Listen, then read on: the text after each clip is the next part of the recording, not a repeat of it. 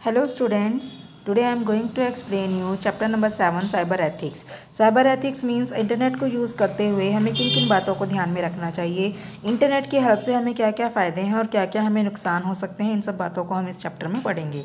So computing is a process of utilising computers to complete a task. Computing क्या है? Computer को use करके जब हम किसी काम को परफॉर्म करते हैं तो उस प्रोसेस को हम बोलते हैं computing. In the modern era information technology has affected every aspect of our life. आज इंफॉर्मेशन टेक्नोलॉजी ने हमारी लाइफ के हर एक क्षेत्र को अच्छे से प्रभावित किया है। This has led to the emergence of new world economy and has transformed our planet into a global village. तो इसकी वजह से क्या हुआ, नई नई टेक्नोलॉजी एमर्ज हुई। एमर्ज मतलब दो तीन टेक्नोलॉजी को मिलाकर जब एक नई टेक्नोलॉजी बनती है तो उसे हम एमरजेंस कहते हैं। तो एक नया वर्ल्ड इकोनॉमी हमारी इम्प्रूव हुई है इंडिया की, और इसके साथ ही साथ जो हमारा प्लेनेट है वो क्या हो गया, ग्लोबल विलेज में कन्वर्ट हो गया। मतलब आसपास के गांव भी आपस में जुड़ गए हैं। With the click of A button one can acquire information on any subject. एक क्लिक करके कोई भी किसी भी टाइप की इन्फॉर्मेशन को, किसी भी सब्जेक्ट की इन्फॉर्मेशन को ले सकता है, देख सकता है।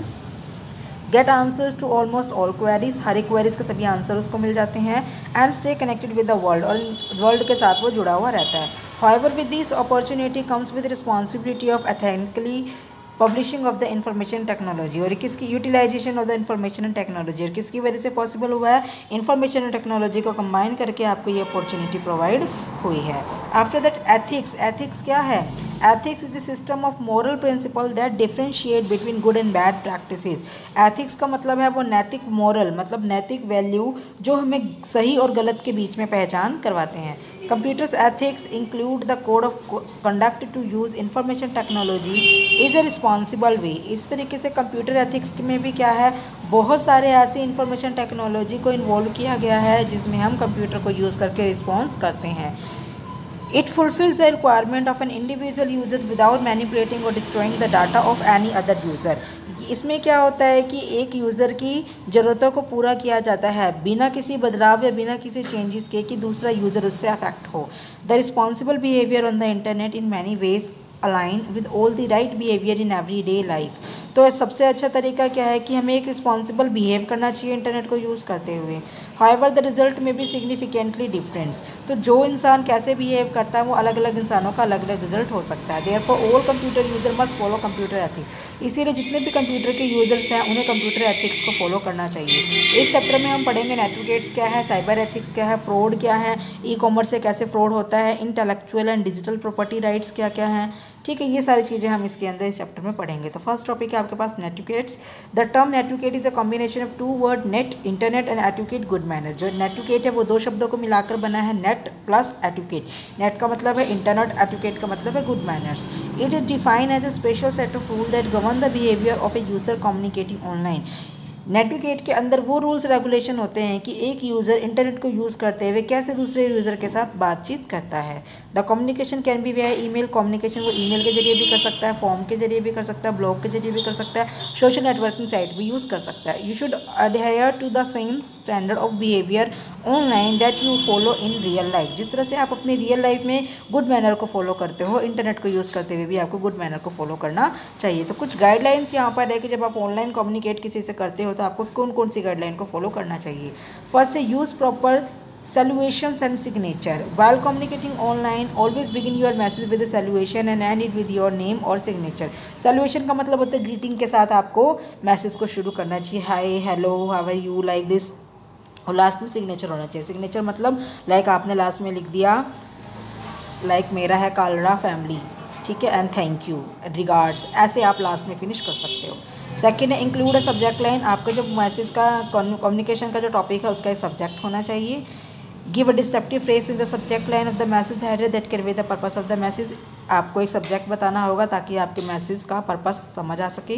Keep your message concise, be precise and catchy while drafting a message so that people can quickly read it. अपने मैसेज को तैयार करते हुए आपका ध्यान अच्छे से होना चाहिए और मैसेज इस तरह से होना चाहिए कि रिसीवर आपके मैसेज को आसानी से पढ़ सके।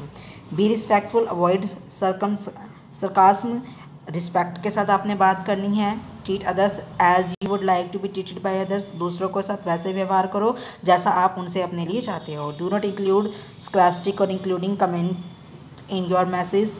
किसी को सुनाओ मत, ताने मत मारो। ऑलवेज रिस्पेक्ट अदर्स व्यूज़, दूसरों के व्यूज़ की रिस्पेक्ट करो। Be cautious while posting your opinions on the other discussion group, और आप दूसरों के जब ग्रुप के जो पोस्ट मैसेज है उसको जब आप कमेंट करते हो तो ध्यान से कमेंट करना है कि ताकि उसको बुरा ना लगे।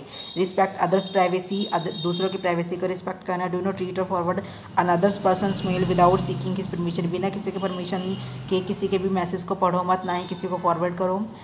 ओबे कॉपीराइट लॉज, कॉपीराइट लॉ जो बने हुए हैं, कानून जो बने हुए हैं उसको हमें आप फॉलो करना चाहिए। डू नॉट कॉपी और post someone content from the internet and claim it as your own, किसी के भी कंटेंट को इंटरनेट से चुरा कर अपना नाम नहीं देना चाहिए। You may face several consequences if you do not obey copyright laws, अगर कोई इंसान आपके अगेंस्ट कंप्लेंट कर देता है तो आपको उसको आप जुर्माना आपको भरना पड़ सकता है। If any information needed to be pick from the internet it resource must be mention, अगर आप किसी की इन्फॉर्मेशन को इंटरनेट से लेते हो तो वो किसने बनाया है उसका नाम ज़रूर मेंशन करना चाहिए। क्लियर है।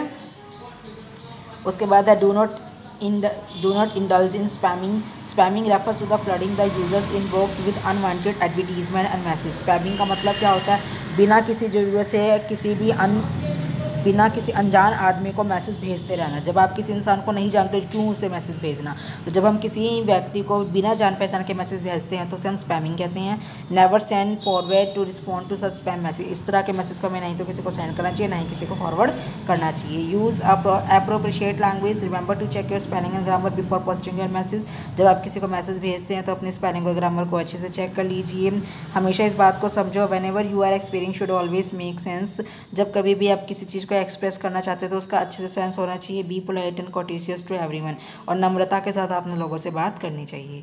Use appropriate emoticons icons and एक्रोनाइम्स, जैसे आप स्माइल बना के भेजते हो, एंगर बनाकर भेजते हो, वो अच्छे से यूज़ करना है। एक्रोनाइम शॉर्ट फॉर्म अच्छे से यूज़ करना, लाइक LOL का मतलब है लाफ आउट लाउड।